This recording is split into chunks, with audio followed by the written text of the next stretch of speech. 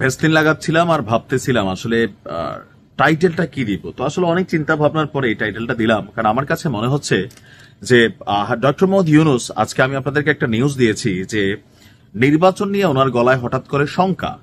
তো একটা শঙ্কা তিনি প্রকাশ করলেন দেশে, আর একটা করলেন বিদেশে। তো বিদেশে যেটা আমরা সেটা ভাইবা নিলাম যে এটা সম্ভবত আপনার আওয়ামী লীগ বা শেখ হাসিনা, তিনি গতকালকে রয়টার্সের সাক্ষাৎকার দেওয়ার পরে একটা তোলপাড় তৈরি হয়েছে দেশে বিদেশে। এখন দেশের ভিতরে আসলে কারা? আসুন, দেশের ভিতরে আমরা যাদেরকে দেখছি তারা হচ্ছে খোদ এনসিপি। জুলাই অভ্যুত্থানে তৈরি হওয়া এই দলটা ইতিমধ্যে তাদের জনপ্রিয়তা হারিয়ে ফেলেছে শুধুমাত্র মিডিয়া কাভারেজ আর ধরেন উঁচা চূড়া বক্তব্য, এগুলার মাধ্যমেই কিন্তু এখন তারা টিকে আছে।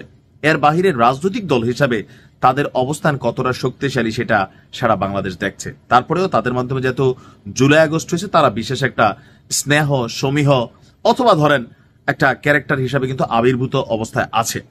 এর মাঝখানে ডক্টর মোহাম্মদ ইউনূস যখন বললেন যে দেশে, তখনই আমরা জাতীয় নাগরিক পার্টির এই বক্তব্যটা দেখে মনে হলো তাহলে জাতীয় নাগরিক পার্টি সেই পার্টি যারা দেশের ভেতরে নির্বাচন হতে দিবে না, স্পষ্ট ঘোষণা দিচ্ছে তারা।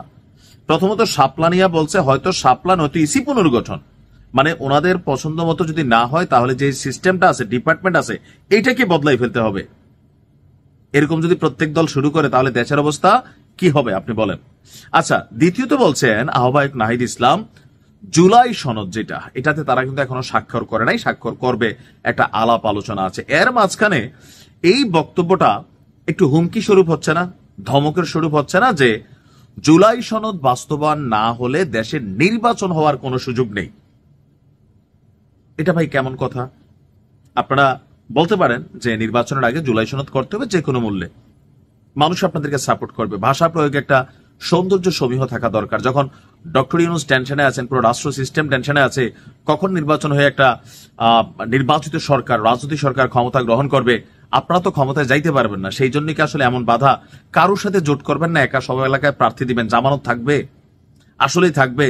যে অবস্থা শুরু হয়েছে, গতকালে দেখলাম এনসিপির এক নেতা জুলাই অভ্যুত্থানের জুলাই মঞ্চের এক নেত্রীকে ধর্ষণের অভিযোগ বা চেষ্টায় তাকে গ্রেপ্তার করা হয়েছে। এই হয়ে গেছে অবস্থা। ওদিকে তুষার নীলার ঘটনা নিয়ে আছে টেনশনে। এই দলটার মধ্যে শুধুমাত্র হাসনাত আব্দুল্লাহ এবং তাসনিম যারা ছাড়া আপাতত যারাই আছেন ওনারা কি বলেন, মানে কেন বলেন, মাঝে মাঝে আমার নিজের কাছে বোধগম্য হয় না, আর মানুষের কাছে এগুলা হাসির খোরাক হয়। যে আপনি বললেন জুলাই সনদ বাস্তবায়ন না হলে দেশে নির্বাচন হওয়ার কোনো সুযোগ নেই, মানে হইতে দিবেন না। সমকাল তারা যে নিউজটা করছে সেখানে আমরা দেখছি যে প্রতিবেদনটি বলছে কি বলা হয়েছে, নাহিদরা বলছেন দেশের স্থিতিশীলতার জন্য দ্রুত নির্বাচন চান তারা, তবে তার আগে প্রয়োজনীয় সংস্কার। এই সংস্কার আর আওয়ামী লীগের সময় উন্নয়ন, এই দুইটা জিনিস মানুষের কাছে এখন আসলে বিরক্তির শব্দ। সংস্কার যা হওয়ার হয়ে গেছে মাইকা বাপ, এখন মানুষ নির্বাচন দিয়া নির্বাচিত সরকার সংস্কার করবে, এটাই কিন্তু মানুষের প্রত্যাশা।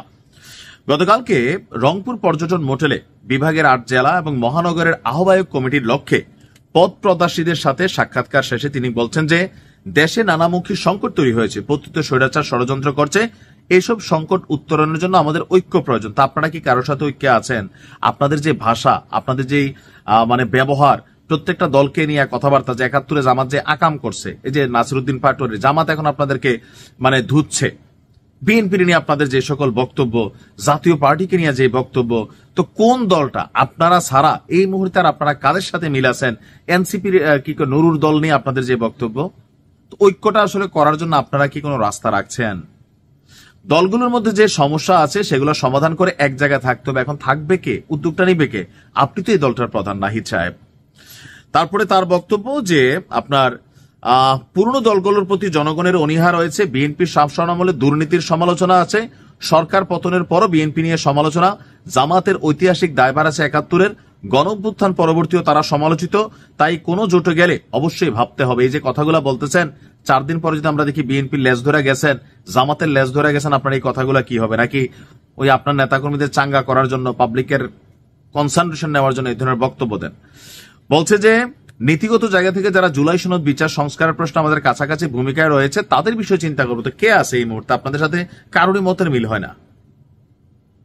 এখন আপনারা যেটা বললেন যে একটা প্রতীক চেয়েছি, বেইনসাফি করলে এই নির্বাচন কমিশনের মাধ্যমে সুষ্ঠু নির্বাচন সম্ভব না, মানে আপনারা যেটা চাচ্ছেন সেটা না হইলেই এটা বদলাও, এটা উল্টাই ফেলো, এটা পাল্টাই ফেলো, এটা কইরা ফেলো, নির্বাচন হতে দেবো না। দেখেন এই বক্তব্যগুলা আসলে কিন্তু স্বাভাবিক না। নাহিদদের বক্তব্য বা বয়সটা খুব বেশি না, তারপরেও কথা যখন বলেন রাজনৈতিক দল হিসেবে আপনি এখন বলেন, এটা রাজনৈতিকভাবে কিন্তু মোকাবিলা হচ্ছে।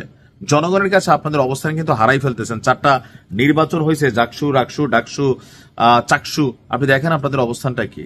এখান থেকে কিন্তু আপনাদের একটা বার্তা তৈরি হয়ে গেছে।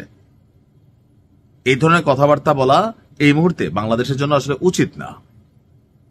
আপনাদের দাবি দেওয়া রাখতে পারেন, ভাষা প্রয়োগে সৌন্দর্য, মাধুর্য, সম্মান রাখা উচিত। ভালো থাকুন।